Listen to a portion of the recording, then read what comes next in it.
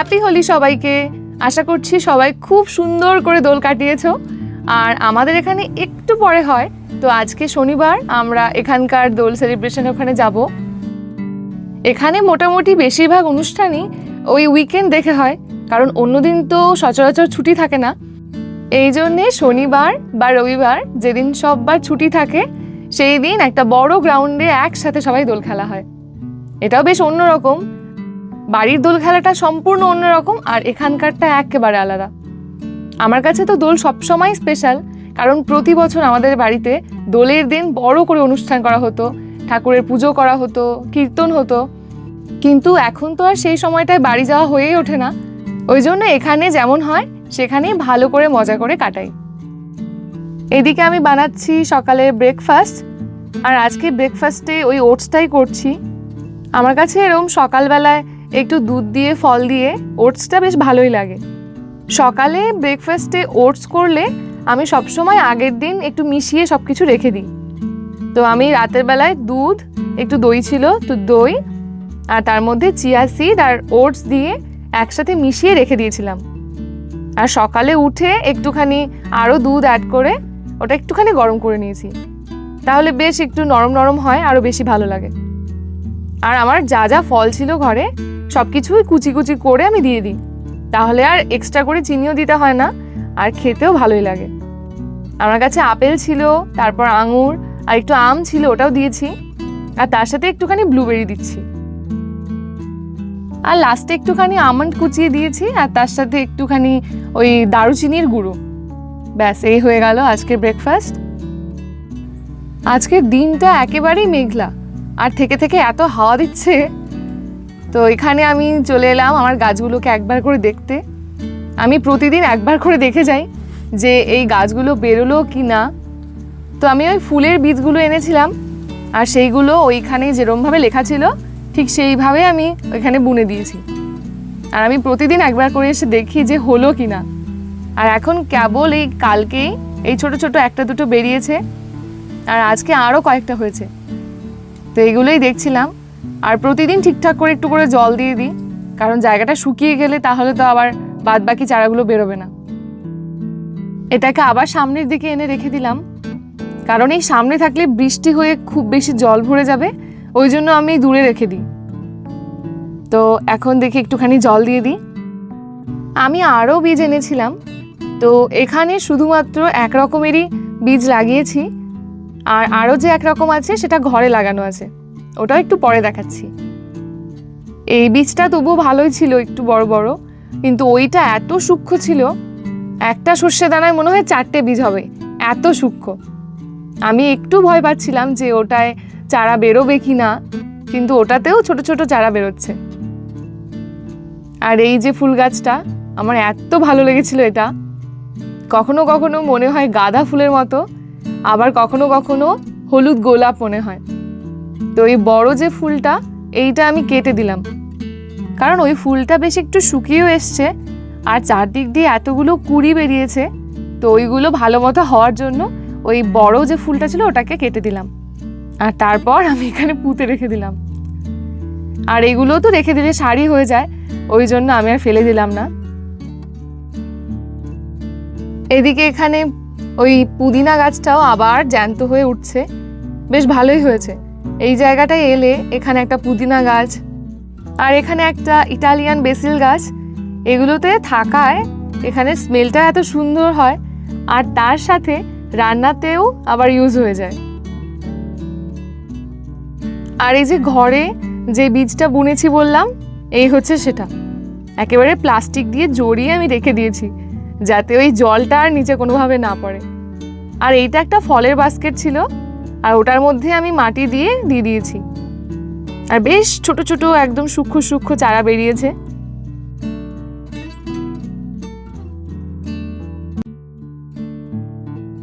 এই যে এখানে একটুখানি রং কেনাও হয়ে গেছে, আগেই কিনেছিলাম, আর একটুখানি বাড়িতে ঠাকুরকেও দেওয়া হয়েছে। তো এইবার এগুলো নিয়ে যাওয়া হবে। আমরা এতক্ষণ ভাবছিলাম একটু তাড়াতাড়ি বেরোবো, কিন্তু সেই ঘুরে ফিরে একটা পার হয়ে গেছে, আর আমাদের পৌঁছতে মোটামুটি ওখানে আধ ঘন্টা সময় তো লাগবে। আজকে বাইরে বেশ হাওয়া দিচ্ছে, এখন বাজে 1টা আর আমরা মোটামুটি 1:30টার দিকে পৌঁছে যাব। তো অত সকাল সকাল তো যাওয়া হয় না, 11টার থেকে বোধহয় শুরু, কিন্তু আমাদের একটু দেরি করে যাওয়া হচ্ছে। তো দেখি এখন বেরোবো।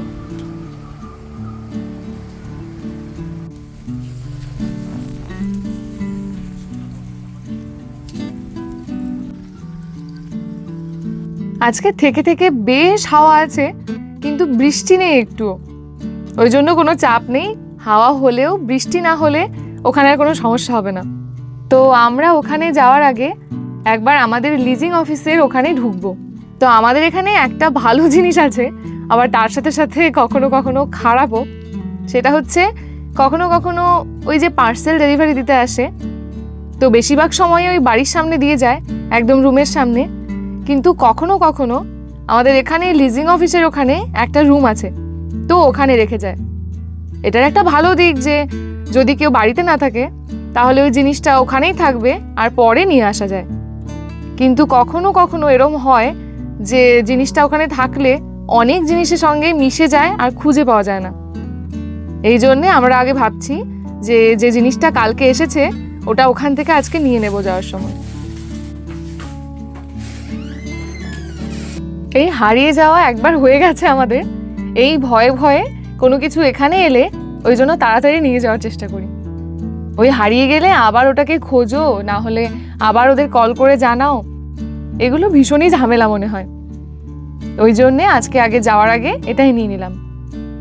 ব্যাস, এখন টেনশন ফ্রি ভাবে আরামসে মজা করা যাবে। আর আমাদের যেতে মোটামুটি 8 ঘন্টা লাগবে।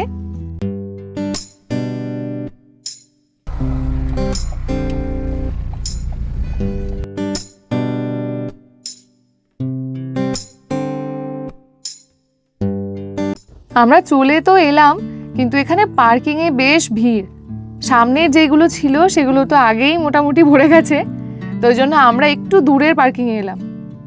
এখান থেকে একটুখানি হেঁটে যেতে হবে, কিন্তু ঠিক আছে, তবু পার্কিং পাওয়া গেছে আর চিন্তা নেই। এই যে এখানে আমরা গাড়ি রেখে এইবার এখান দিয়ে হেঁটে হেঁটে যাব। ওই তো সামনের দিকেই হচ্ছে, ওখানে ডিজে, নাচ, তারপর খাওয়া দাওয়া সব কিছুই ওখান দিয়েই। আমি এইবার ভেবেছি যদি জিলিপি পাই তাহলে অবশ্যই খাবো। গতবার জিলিপি তারপর মিষ্টি এইগুলো খাওয়া হয়েছিল, তাই আমি ভাবছি এই বছর জিলিপি পেলে খুব ভালো হয়।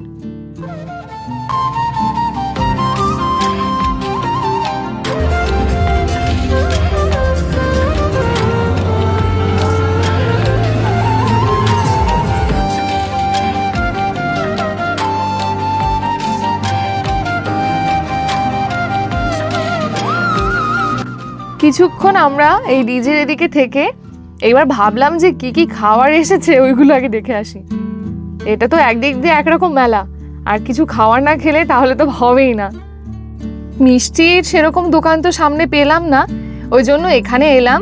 এখান থেকে আমরা একটা ভাড়া পাওয়ের প্যাকেট নিলাম, আর এখানে সিঙ্গারাও ছিল, তো আমরা ওটাই নিতে চাইছিলাম, কিন্তু পরে শুনি ওটা শেষ হয়ে গেছে। এখানে সিঙ্গারা সবাই এত ভালোবাসে, আমাদের ভারতীয়ই হোক বা অন্য দেশীয়ই হোক, সিঙ্গারাটা সবারই খুব পছন্দের হয়, ওই জন্য সিঙ্গারাটা সবার আগে শেষ হয় সব জায়গাতে। খাবারটা নিয়ে একটু পাশে গিয়ে খেয়ে এলাম। সবাই তাই করছে, কারণ এখানে এত হাওয়া আর মাটিতে সেই সকাল থেকে রং পড়েই যাচ্ছে, তো হাওয়াতে সব একবার এদিক একবার ওদিক, খাবারে পড়লে একেবারে অবস্থা খারাপ হয়ে যাবে। আর এখানে বেশ ভালো দেখলাম, জলের ব্যবস্থা, বাথরুমের ব্যবস্থা খুবই ভালো। তো এখানে ঘুরে টুরে তারপর আমরা এবার বাড়ির দিকে যাবো ভাবছি।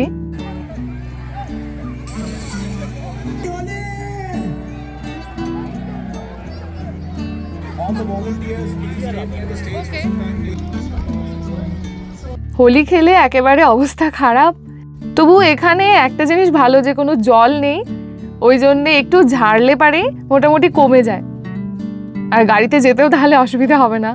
আর জল থাকলে সেই আবিরটাও এখন এত রঙের মতো হয় যে একেবারে রংটা আর উঠতে চায় না সহজে। এই তো আমরা চলে এলাম আমাদের গাড়ি যেখানে রাখা হয়েছে সেই দিকে।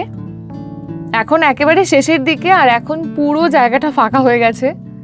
তখন তো একটা জায়গাও পাওয়া যাচ্ছিল না।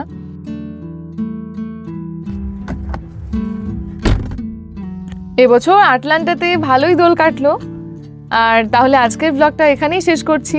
আবার দেখা হবে একটা নতুন ভিডিও নিয়ে। তাহলে সবাইকে টাটা।